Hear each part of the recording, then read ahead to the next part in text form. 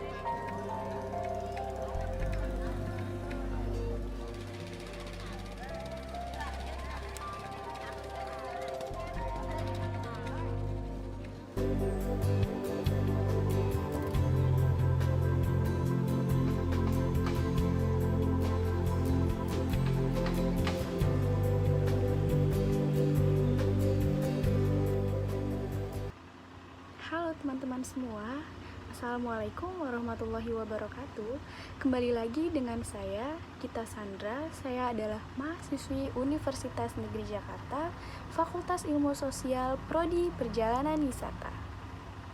Oke teman-teman, di sini saya akan membahas 7 unsur kebudayaan suku Baduy. Tetap stay tune ya, jangan lupa ditonton.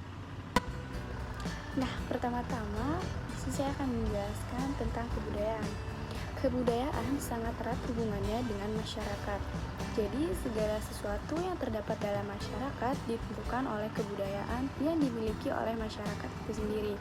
Nah, istilah ini untuk pendapat itu adalah dari kultural determinis. Kebudayaan dipandang sebagai sesuatu yang turun-temurun dari satu generasi ke generasi yang lain, yang kemudian disebut sebagai superorganik. Nah, kebudayaan mengandung keseluruhan pengertian nilai sosial, norma sosial, ilmu pengetahuan, serta keseluruhan struktur-struktur sosial, religius, dan lain-lain. Tambahan lagi, segala pernyataan intelektual dan artistik yang menjadi ciri khas suatu masyarakat. Nah, kebudayaan adalah sarana hasil karya, rasa, dan cipta masyarakat. Nah, selanjutnya saya akan membahas suku Baduy itu sendiri. Nah, jadi masyarakat Baduy merupakan asli Banten yang masih menjaga modernisasi dalam memenuhi kebutuhan hidupnya sehari-hari. Masyarakat yang memiliki konsep inti kesederhanaan ini belum pernah mengharapkan bantuan dari luar. Nah, masyarakat suku Baduy menolak teknologi modern apapun termasuk televisi, radio, listrik, dan lainnya. Nah, jadi sebutan dan asal orang Baduy hanya mengenal bahasa lisan.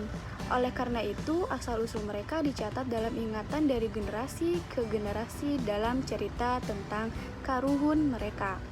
Bagi orang Baduy yang melihat tentang catatan waktu ialah sebagai peristiwa dalam kehidupan masyarakatnya. Proses waktu merupakan perjalanan riwayat dunia yang setara dengan keadaan alam semesta. Nah, sebutan terhadap orang Baduy dibagi menjadi dua, yaitu sebutan yang diberikan oleh orang luar masyarakatnya dan mereka menyebutnya diri sendiri. Sebutan mana yang lebih dikenal akan tergantung pula pada kekerapan istilah itu menurut kebiasaan dan keinginan para pemakai istilah. Nah, dalam menelaah penggunaan sebutan untuk orang Baduy adalah menarik. Nah, ditinjau bagaimana sebutan itu digunakan dalam jangka waktu yang panjang selama beberapa ratus tahun. Sebutan Baduy dikaitkan dengan unsur kebudayaan mereka sendiri. Dikemukakan bahwa kata Baduy tidak ada konotasi sebagai kata hinaan dan juga tidak ada kaitannya dengan kata Badui, tetapi semata-mata nama Baduy yang berasal dari kata Cibaduy, nama sungai di sebelah utara desa Kenekes, itu artinya untuk menyebut diri sendiri. Memang merupakan salah satu kebiasaan masyarakat Sunda menyebut nama kampung atau tempat bermukim, tempat dilahirkan atau tempat yang dapat memberikan arti penting dalam kehidupannya. Oke teman-teman, di sini saya akan melanjutkan pembahasan tentang letak suku Baduy. Perkampungan masyarakat Baduy pada umumnya terletak pada daerah aliran Sungai Ciujung di Pegunungan Kendeng, Banten Selatan. Letaknya sekitar 172 km sebelah barat ibu kota Jakarta, sekitar 65 km sebelah selatan ibu kota Provinsi Banten. Masyarakat Baduy yang menempati area 1.508 hektar terluas di Provinsi Banten ini mengasingkan diri dari dunia luar dan dengan sengaja menolak dan tidak terpengaruh oleh masyarakat lainnya dengan cara menjadikan daerahnya sebagai tempat suci di pembahasan arca, domas, dan keramat. Selanjutnya, memasuki inti dari pembahasan yaitu 7 unsur kebudayaan suku Baduy. Menunjukkan dengan adanya pikukuh atau ketentuan adat mutlak yang dianut dalam kehidupan sehari-hari. Nah, jadi masyarakat Baduy menganut kepercayaan Islam Sunda wiwitan yang menekankan pada pemeliharaan keharmonisan dan keseimbangan alam. Nah, jadi alam dengan segala isinya penuh dengan berbagai tantangan, kejadian, dan situasi yang perlu dipelajari, diperhitungkan, dan dimanfaatkan untuk kesejahteraan hidup manusia. Jadi masyarakat Baduy sangat memegang teguh pikukuh kerukuhum, yakni suatu doktrin yang mewajibkan mereka melakukan berbagai hal sebagai amanat leluhurnya. Pikukuh karuhun tersebut antara lain mewajibkan mereka untuk yang pertama itu bertapa bagi kesejahteraan dan keselamatan manusia pada alam semesta, yaitu ada berbagai cara. Yang pertama, memelihara sasaka pusaka buana. Yang kedua, mengasuh ratu, memelihara menak. Yang ketiga, melaksanakan seba setahun sekali. Selanjutnya, menyelenggarakan dan menghormati upacara adat melaksa. Dan yang terakhir, mempertahankan dan menjaga adat bulan Kualu. Oke, selanjutnya memasuki pembahasan yang kedua, yaitu sistem pendidikan suku Baduy. Masyarakat Baduy tidak pernah sekolah karena orang tuanya mengajarkan sejak kecil dan mereka sudah tahu banyak hal tanpa perlu bersekolah. Komunikasi mereka didasarkan pada adat istiadat mereka. Nah, jadi saat adat istiadat mereka mengatakan tidak boleh, maka mereka tidak akan melakukannya. Sehingga masyarakat Baduy sangat patuh pada peraturan dan adat istiadat mereka. Seterusnya yaitu saat pemerintah menyarankan anak-anak Baduy untuk bersekolah, Uwak Budi yang mendukung masyarakat Baduy secara langsung akan bersikap tegas untuk menolak pendidikan secara tersebut. Kenapa? Karena menurut Uwak Budi, anak-anak Baduy tidak perlu bersekolah. Mereka sudah tahu sama seperti kita yang bersekolah. Identitas mereka atau budaya mereka dapat tergeserkan karena pendidikan di sekolah tersebut. Karena sistem pendidikan masyarakat Baduy itu diajarkan secara turun-temurun oleh orang tuanya dan mereka dapat belajar semuanya dari alam sekeliling mereka. Pengetahuan yang diperoleh oleh masyarakat Baduy merupakan pengetahuan yang sangat sederhana. Kesederhanaan prinsip dasar masyarakat Baduy, apa yang di alam harus tetap sama dan tidak boleh berubah sebagaimana yang telah diberikan oleh Sang Pencipta. Materi atau substansi pendidikan yang diajarkan oleh mereka secara turun-temurun pada dasarnya adalah sesuai dengan kebutuhan saja. Aspek aturan hidup, ekonomi, sosial, serta lingkungan merupakan materi pelajaran yang diajarkan bagi semua masyarakat. Pendidikan yang ada terfokus pada tata cara berladang, cara melestarikan lingkungan, dan ketahanan adat. Selanjutnya yaitu pemikiran suku Baduy ini mengenai pendidikan. Yang pertama yaitu pengetahuan dianggap benar apabila dalil atau proposisi itu mempunyai hubungan dengan proposisi yang terdahulu. Nah, yang kedua yaitu pengetahuan dianggap benar apabila ada kesesuaian dengan kenyataan. Yang ketiga, pengetahuan dianggap benar apabila mempunyai konsekuensi praktis yang mempunyai pengetahuan itu. Selanjutnya, tujuan adat melarang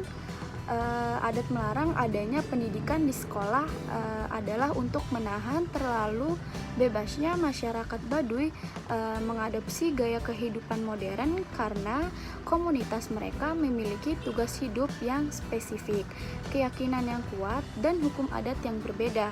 Jadi jika masyarakat Baduy dibebaskan untuk mendapatkan pendidikan seperti halnya masyarakat umum lainnya, maka dikhawatirkan masyarakat Baduy hanya akan mengajar dan memenuhi kepuasan materi dan kemajuan hidup sehingga adat dan budaya Baduy ini terlupakan. Nah, yang ketiga selanjutnya yaitu sistem pemerintahan suku Baduy. Masyarakat suku Baduy mengenal dua sistem pemerintahan, yaitu sistem nasional yang mengikuti aturan negara Indonesia dan sistem adat yang mengikuti adat istiadat yang dipercaya oleh masyarakat. Nah, yang kedua sistem tersebut digabung atau diakulturasikan sedemikian rupa sehingga tidak terjadi benturan. Jadi secara nasional penduduk Kanekes dipimpin oleh kepala desa yang disebut sebagai Jaro Pamerentah yang ada di bawah camat. Nah, sedangkan secara adat tunduk pada pimpinan adat suku Baduy yang tertinggi yaitu Pu'um. Nah, pemimpin adat tertinggi dalam masyarakat Kanekes adalah Pu'un yang ada di 3 kampung, Tangtuh. Jabatan tersebut berlangsung turun-temurun, namun tidak otomatis dari bapak ke anak, melainkan dapat juga kerabat lainnya. Jangka waktu jabatan Pu'un ini tidak ditentukan, hanya berdasarkan pada kemampuan seseorang pemegang jabatan tersebut. Nah, selanjutnya yang keempat yaitu peralatan hidup atau teknologi yang digunakan dalam kehidupan sehari-hari masyarakat Baduy. Masyarakat Baduy memilih tumbuhan bambu sebagai teman hidupnya. Bambu dengan segala kelebihannya telah menyediakan dirinya menjadi bahan baku bagi hampir semua kebutuhan hidup manusia. Hampir tidak ada dari bagian tumbuhan ini, mulai dari akar hingga pucuk dan daunnya yang tidak bisa dimanfaatkan. Akar bambu sering dipakai sebagai bahan ramuan obat, atau rebung bambu dibuat sayuran, dan batang bambu dewasa untuk bermacam keperluan bangunan. Bahkan tanah tempat bekas rumpun bambu adalah bagian tanah yang amat subur untuk berladang. Jadi, bambu telah menyediakan hampir semua kebutuhan peralatan bagi masyarakat Baduy. Gelas bambu adalah yang paling sederhana. Jadi orang Baduy, terutama kelompok Baduy, dalam mengkreasi gelas minum dari bambu dengan berbagai ukuran. Struktur tumbuhan yang berlubang di tengah dengan buku-buku kokoh yang menjadi pembatas antar ruas-ruasnya telah dimanfaatkan secara cerdas untuk menciptakan gelas-gelas tempat minum masyarakat Baduy. Jadi selain gelas, bambu juga dapat dibuat berbagai peralatan dapur atau rumah tangga seperti sendok, garpu, sumpit, dan untuk menanak nasi. Selain itu juga bambu kering digunakan sebagai kayu bakar untuk perapian memasak makanan suku Baduy ini. Jadi selanjutnya yaitu mata pencaharian suku Baduy. Nah, bertani adalah mata pencarian utama masyarakat Baduy di desa Kenekes. Tetapi dalam mengelola lahan atau tanah, mereka tetap memegang aturan-aturan yang telah digariskan oleh pikukuhnya, yaitu tanah tidak boleh dicangkul hingga erosi di tiap lahan pertanian seorang Baduy relatif dapat dihindarkan atau kecil sekali. Begitupun untuk melindungi tata air, kebersihan, dan kelestarian dari adanya pencemaran sungai, pembuatan rumah, penempatan lumbung padi, semuanya berintegrasi secara fungsional dalam kehidupan mereka yang hidup berdasarkan pikuku aturan adat. Dengan demikian, ekosistem masyarakat Baduy di desa Kenekes terdapat suatu keseimbangan yang dinamakan homeostatis, yaitu kemampuan ekosistem untuk menahan berbagai perubahan dalam sistem secara keseluruhan. Selain itu, mereka juga mendapatkan penghasilan tambahan dari menjual buah-buahan yang mereka dapatkan di hutan seperti durian dan asam keranji, serta madu hutan sebagai tanda kepatuhan atau pengakuan kepada penguasa. Masyarakat Kenekes secara rutin melaksanakan seba yang masih rutin diadakan setahun sekali dengan mengantarkan hasil bumi kepada penguasa setempat, yaitu Gubernur Banten. Dari hal tersebut terciptanya interaksi yang erat antara masyarakat Baduy dan penduduk luar. Ketika pekerjaan mereka di ladang tidak mencukupi, orang Baduy biasanya berkelana ke kota besar sekitar wilayah mereka dengan berjalan kaki. Umumnya mereka berangkat dengan jumlah yang kecil antara 3-5 orang untuk menjual madu dan kerajinan tangan mereka untuk mencukupi kebutuhan hidupnya. Oke, selanjutnya yaitu bahasa suku Baduy. Nah, bahasa yang mereka gunakan adalah bahasa Sunda, dialek Sunda Banten. Untuk berkomunikasi dengan penduduk luar, mereka lancar menggunakan bahasa Indonesia. Walaupun mereka tidak mendapatkan pengetahuan tersebut dari sekolah, nah orang Kenekes dalam tidak mengenal budaya tulis, sehingga adat istiadat kepercayaan atau agama dan cerita nenek moyang hanya tersimpan di dalam tuturan lisan saja. Nah, oke teman-teman, yang terakhir yaitu kesenian suku Baduy. Alat musik tiup seperti suruling bambu, angklung, dan kentongan adalah beberapa contoh penggunaan ruas-ruas bambu dengan berbagai ukuran bagi kepentingan pemenuhan hasrat bermusik atau berkesenian orang Baduy. Pembuatan wayang dari anyaman bambu sering dijumpai di komunitas Baduy dan banyak perlengkapan lainnya. Nah, perlengkapan kerja seperti caping atau tudung yang biasa digunakan bekerja di ladang di tengah terik matahari terbuat dari bambu. Terdapat juga tikar bambu atau sekedar anyaman bambu yang agak kasar yang biasanya digunakan untuk menjemur ketela, kopi, kelapa, bahkan padi. Nah, bakul berukuran kecil, sedang, dan besar terbuat dari bambu. Nah, bambu timba adalah alat mengambil dan membawa air dari sungai atau pancuran, hampir dimiliki di setiap rumah orang Baduy. Oke teman-teman, jadi di sini saya akan memberi kesimpulan dari pembahasan saya yang sebelumnya tadi. Nah, yang pertama itu kebudayaan merupakan respon positif manusia terhadap situasi dan kondisi yang terjadi di sekitarnya. Selain itu, budaya merupakan manifestasi dari aspek manusia yang multidimensional. Masyarakat Baduy adalah masyarakat yang mengisolasi diri mereka dalam suatu komunitas adat yang sangat taat dengan peraturan norma dan nilai pada budayanya. Mereka mengasingkan diri dari pengaruh negatif modernisasi dengan memegang teguh adat dan budaya mereka. Tujuan adat melarang adanya pendidikan di sekolah adalah untuk menahan terlalu bebasnya masyarakat adat mengadopsi gaya kehidupan modern karena komunitas mereka memiliki tugas hidup yang spesifik, keyakinan yang kuat, dan hukum adat yang berbeda. Jadi jika masyarakat Baduy dibebaskan untuk mendapatkan pendidikan seperti halnya masyarakat umum lainnya, maka dikhawatirkan masyarakat Baduy hanya akan mengejar dan memenuhi kepuasan materi dan kemajuan hidup sehingga adat dan budaya Baduy terlupakan. Segala teori kebudayaan terlalu lamban untuk memenuhi keseharian manusia yang bergerak cepat. Manusia tidak sekedar merajut makna lewat kerja, melainkan komunitas intersubjektif dengan simbol-simbol. Manusia sehari-hari adalah manusia yang bercakap, merenung, dan memaknai. Nah, kebudayaan adalah festival kemajemukan dimensi manusia dan menolak segala bentuk reduksionisme. Manusia bukan semata-mata makhluk ekonomi yang melulu berfokus pada bagaimana bertahan hidup. Nah, jadi ruang refleksi yang tertutup oleh determinasi kerja dibukakan secara kultural.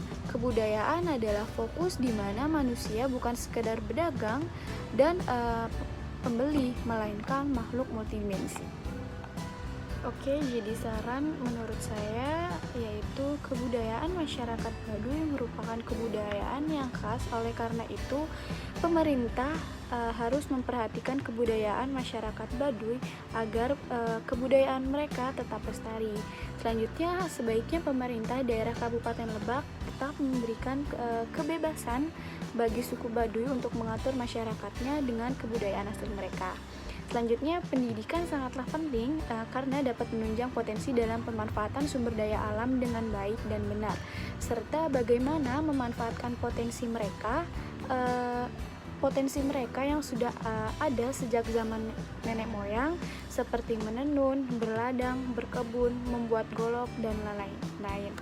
Contohnya bagaimana membuat tenun yang baik dan bagaimana memasarkannya, bagaimana juga berkebun yang baik dan memasarkannya. Selanjutnya yaitu Indonesia ini berlandaskan Bhinneka Tunggal Ika, yaitu berbeda-beda tetapi tetap satu juga.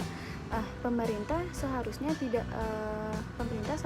membeda-bedakan agama satu dengan agama lainnya dan menghargai kepercayaan suku Baduy, yaitu agama Sunda Wiwitan yang sudah dianut ratusan tahun. Karena itu merupakan kebudayaan nenek moyang yang sewajarnya harus dipelihara.